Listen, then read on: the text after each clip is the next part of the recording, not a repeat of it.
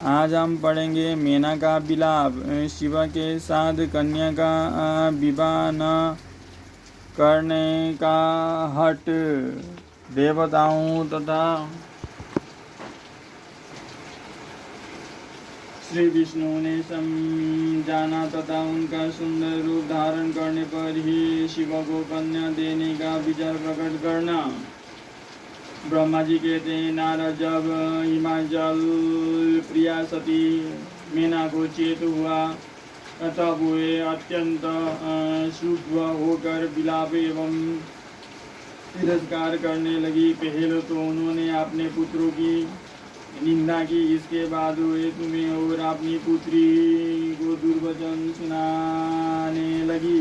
मेना बोली, मुने पहले तो तुमने यह कहा था कि शिव का वरण करेगी, पीछे मेरे पति हिमवान का कर्तव्य बताकर उन्हें आराधना पूजा में लगाया, परंतु इसका यथार्थ फल क्या देखा गया? विपरीत एवं अनर्थकारी दुर्बुद्धि देवेश, तुमने मुझ अधम नारी को सब तरह से ठग लिया। फिर मेरी बेटी ने ऐसा तब किया जो मुनियों के लिए भी दुष्कर है। उसकी उस तपस्या का यह फल मिला जो देखने वाले को भी दुख में ढालता है। हाय, मैं क्या करूं, कहाँ जाऊं, कौन मेरे दुख को दूर करेगा? मेरा कुल आदि नष्ट हो गया, मेरे जीवन को भी नाश हो गया। कहाँ गए वो दिव्य ऋषि? पाऊं तो मैं उनकी दाढ़ी मूछ नोच लूं। वशिष्ठ की ओ तपस्विनी पत्नी भी वो स्वयं इस विवाह के लिए अगुआ बनकर आई थी। ना जाने किन के अपराध से समय मेरा सब कुछ लूट गया। ऐसा कहकर मेना अपनी पुत्री शिवा की और देखकर उन्हें कटु वचन सुनाने लगी। अरे दुष्ट लड़की, तूने यह कौन सा कर्म किया है जो मेरे लिए दुखदायक सिद्ध हुआ? तुझे दुष्टा ने स्वयं ही सोना देकर काज खरीदा है। चंदन छोड़कर अपने अंगों में कीचड़ का ढेर पोत लिया। हाय हाय, हंस को उड़ाकर तूने पिंजड़े में कौवा पाल लिया। गंगा जल को दूर फेंककर कुआं का जल पिया। प्रकाश पानी के इच्छा से सूर्य को छोड़कर यत्नपूर्वक जुगनू को पकड़ा। चावल छोड़कर भूसी खा ली। घी फेंक कर मूंग के तेल का आदरपूर्वक भोग लगाया। सिंह का आश्रय छोड़कर सियार का सेवन किया। ब्रह्म विद्या छोड़कर कुत्सिता गाथा का श्रवण किया। बेटी, तूने घर में लगी हुई यश की मंगलमयी विभूति को दूर हटाकर चिता की अमंगलमयी राख अपने पल्ले बांध ली, क्योंकि समस्त श्रेष्ठ देवताओं और विष्णु आदि परमेश्वर को छोड़कर अपनी कुबुद्धि के कारण शिवा को पाने के लिए ऐसा तप किया। तुझको, तेरी बुद्धि को, तेरे रूप को, तेरे चरित्र को भी बारंबार धिक्कार है। तुझे तपस्या का उपदेश देने वाले नारद को तथा तेरी सहायता करने वाले दोनों सखियों को भी धिक्कार है। बेटी, हम दोनों माता पिता को भी धिक्कार है जिन्होंने तुम्हें जन्म दिया। नारद, तुम्हारी बुद्धि को भी धिक्कार है। सुबुद्धि देने वाले उन सप्तर्षियों को भी धिक्कार है। तुम्हारे कुल को धिक्कार है। तुम्हारी क्रिया दक्षता को भी धिक्कार है तथा तुमने जो कुछ किया उस सबको धिक्कार है। तुमने तो मेरा घर ही जला दिया, यह तो मेरा मरण ही है। ये पर्वतों के राजा आज मेरे निकट न आए। सप्तर्षि लोग स्वयं मुझे अपना मुंह न दिखाए। इन सब ने मिलकर क्या साधा मेरे कुल का नाश कर दिया। हाय, मैं बाज क्यों नहीं हो गई? मेरा गर्भ क्यों नहीं चला गया? मैं अथवा मेरी पुत्री ही क्यों नहीं मर गई? अथवा राक्षस आदि ने भी आकाश में ले जाकर इसे क्यों नहीं खाए डाला? पार्वती, आज मैं तेरा सिर काट डालूंगी, परंतु ये शरीर के टुकड़े लेकर क्या करूँगी? हाय हाय, तुझे छोड़कर कहाँ चली जाऊँ? मेरा तो जीवन ही नष्ट हो गया। ब्रह्मा जी कहते हैं नारद यह कह कर मैना मूर्छित हो पृथ्वी पर गिर पड़ी। शोक रोष आदि से व्याकुल होने के कारण मैं पति के समीप नहीं गई। देवेश उस समय सब देवता क्रमश उनके निकट गए। सबसे पहले मैं पहुंचा। मुनि श्रेष्ठ मुझे देखकर तुम स्वयं मैना से बोले। नारद ने कहा प्रतिव्रते तुम्हें पता नहीं है वास्तव में भगवान शिव का रूप बड़ा सुंदर है। उन्होंने लीला से ऐसा रूप धारण कर लिया है, ये उनका यथार्थ रूप नहीं है। इसलिए तुम क्रोध छोड़कर स्वयं स्वस्थ हो जाओ। हट छोड़कर विवाह का कार्य करो। रावणी शिव के हाथों में दे दो। तुम्हारी यह बात सुनकर मैना तुमसे बोले उठो यहाँ से दूर चले जाओ। तुम दुष्ट और अधमों के शिरोमणि हो। मैना के ऐसा कहने पर मेरे साथ इंद्र आदि सब देवता एवं दिक्पाल क्रमश आकर यो बोले पितरों की कन्या मैंने तुम हमारे वचनों को प्रसन्नता पूर्वक सुनो। ये शिव निश्चय ही सबके उत्कृष्ट देवता हैं और सबको उत्तम सुख देने वाले हैं। आपकी पुत्री के अत्यंत दुस्सह तप को देखकर इन भक्तवत्सल प्रभु ने कृपा पूर्वक उन्हें दर्शन और श्रेष्ठ वर दिया है। यह सुनकर मैना ने देवताओं से बारंबार अत्यंत विलाप करके कहा शिव का रूप बड़ा भयंकर है, मैं उन्हें अपनी पुत्री नहीं दूंगी। आप सब देवता प्रपंच करके क्यों मेरे इस कन्या के उत्कृष्ट रूप को व्यर्थ करने के लिए उद्यत हैं।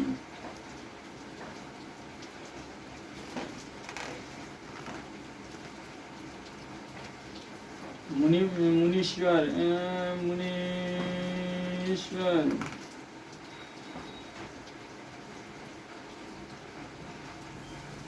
उनके ऐसा कहने पर वशिष्ठ आदि सप्तर्षियों ने वहां आकर यह बात कही। पितरों की कन्या तथा गिरिराज की रानी मैंने हम लोग तुम्हारा कार्य सिद्ध करने के लिए आए हैं। जो कार्य सर्वदा उचित और उपयोगी है उसे तुम्हारे हट के कारण हम विपरीत कैसे मान ले। भगवान शंकर का दर्शन सबसे बड़ा लाभ है। वे दान पात्र होकर स्वयं तुम्हारे घर पधारे हैं।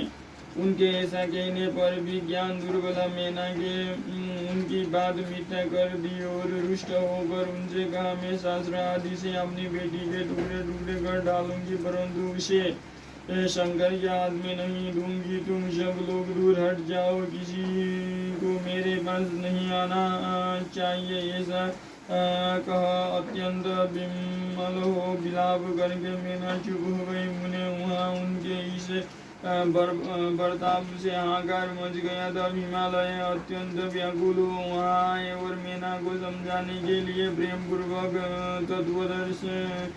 दर्शाते हुए बोले। हिमालय ने कहा प्रिय मैंने मेरी बात सुनो। तुम इतनी व्याकुल क्यों हो गई?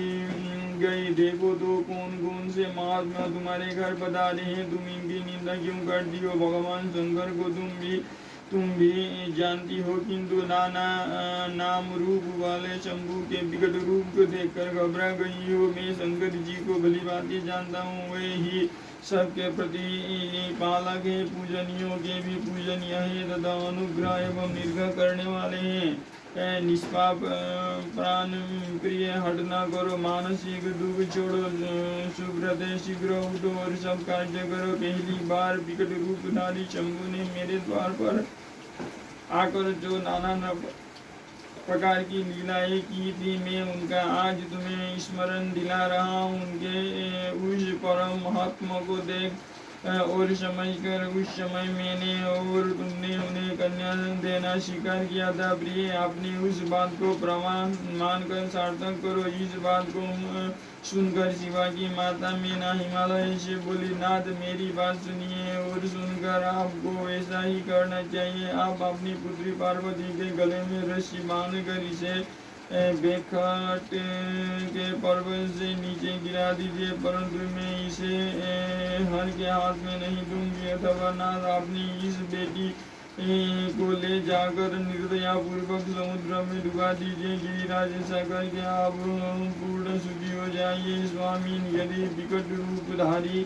रुद्र को आप पुत्री दे देंगे तो मैं निश्चय ही अपना शरीर त्याग दूंगी। मैना ने जब हठपूर्वक ऐसी बात कही तब पार्वती स्वयं आकर यह रमणीय वचन बोली। माँ तुम्हारी बुद्धि तो बड़ी शुभ कारा के इष्ट में विपरीत कैसे हो गई। धर्म का अवलंबन करने वाले होकर भी तुम धर्म को कैसे छोड़ रही हो। ये रुद्रदेव सबकी उत्पत्ति के कारण भूत साक्षात ईश्वर है, इसके बढ़कर दूसरा कोई नहीं है। समस्त ऋतुओं में यह वर्णन है कि भगवान शंभु सुंदर रूप वाले तथा सुखद है, कल्याणकारी महेश्वर समस्त देवताओं के स्वामी तथा स्वयं प्रकाश है। इनके नाम और रूप अनेक हैं। माता जी श्री विष्णु और ब्रह्मा आदि भी इनकी सेवा करते हैं। ये सबके अधिष्ठान है, कर्ता हर्ता और स्वामी है। विकारों की इन तक पहुँच नहीं है। ये तीनों देवताओं के स्वामी अविनाशी एवं सनातन है। इनके लिए ही सब देवता किंकर होकर तुम्हारे द्वार पर पधारे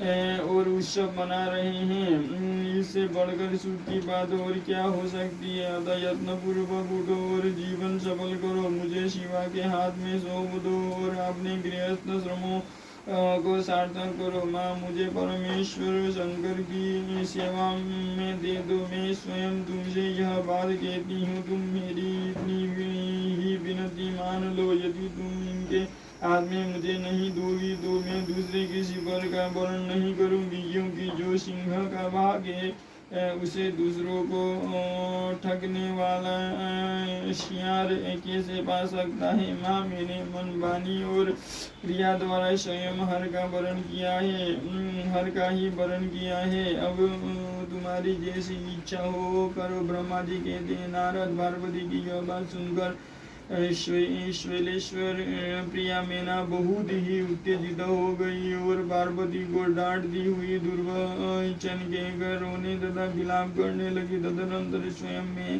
मैंने तथा सनक आदि सिद्धों ने भी मैना को बहुत समझाया, परंतु वे किसी की बात न मानकर सबको डांटती रही। इसी बीच में उनके सुदृढ़ एवं महान हट की बात सुनकर शिव प्रिय भगवान विष्णु भी तुरंत वहां आ पहुंचे और इस प्रकार बोले। श्री विष्णु ने कहा, देवी, तुम पितरों की मानसी पुत्री एवं ने बहुत ही प्यारी हो, साथ ही गिरिराज हिमालय की गुणवती पत्नी हो। इस प्रकार तुम्हारा संबंध साक्षात ब्रह्मा जी के उत्तम कुल से है। संसार में तुम्हारे सहायक भी ऐसे ही है। तुम धन्य हो। मैं तुमसे क्या कहूँ, तुम तो धर्म की आधारभूता हो, फिर धर्म का त्याग कैसे करती हो। तुम अच्छी तरह सोचो तो सही, संपूर्ण देवता, ऋषि, ब्रह्मा जी और मैं सभी लोग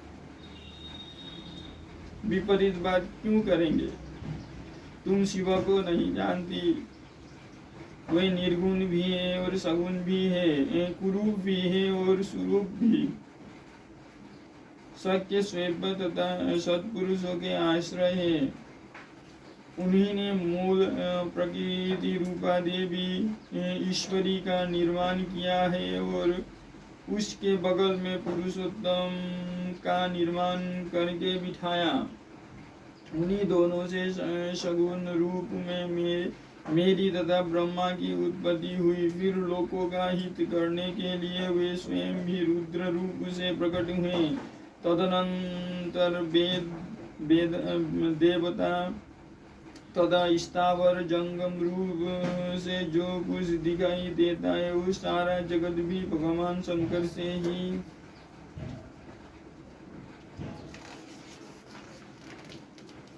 उत्पन्न हुआ। उनके रूप का ठीक ठीक वर्णन अब तक कौन कर सका है, अथवा कौन उनके रूप को जानता है। मैंने और ब्रह्मा जी ने भी जिनका अंत नहीं पाया, उनका पार दूसरा कौन पा सकता है। ब्रह्मा से लेकर कीट पर्यंत जो कुछ जगत दिखाई देता है वो सब शिव की रूप है, ऐसा जानो। इस विषय में कोई अन्यथा विचार नहीं करना चाहिए। वे ही अपनी लीला से ऐसे रूप में अवतीर्ण हुए हैं और शिवा के तप के प्रभाव से तुम्हारे द्वार पर आए हैं। अतः हिमाचल की पत्नी, तुम दुख छोड़ो और शिव का भजन करो, इससे तुम्हें महान आनंद प्राप्त होगा और तुम्हारा सारा क्लेश मिट जाएगा। ब्रह्मा जी कहते हैं, नारद श्री विष्णु के द्वारा इस प्रकार समझाई जाने पर मेनका मन कुछ कोमल हुआ।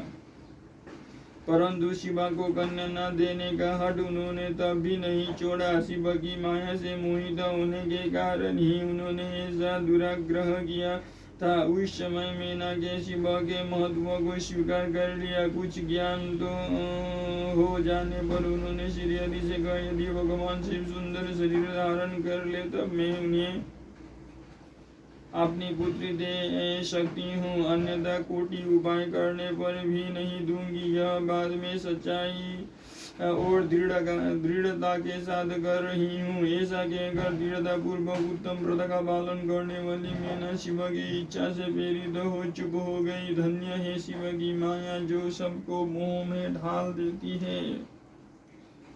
अगले अध्याय में पढ़ेंगे भगवान शिव का अपने परम सुंदर दिव्य रूप को प्रकट करना, मैना की प्रसन्नता और क्षमा प्रार्थना तथा पूर्ववासिनी स्त्रियों का शिव के रूप का दर्शन करके जन्म और जीवन को सफल मानना।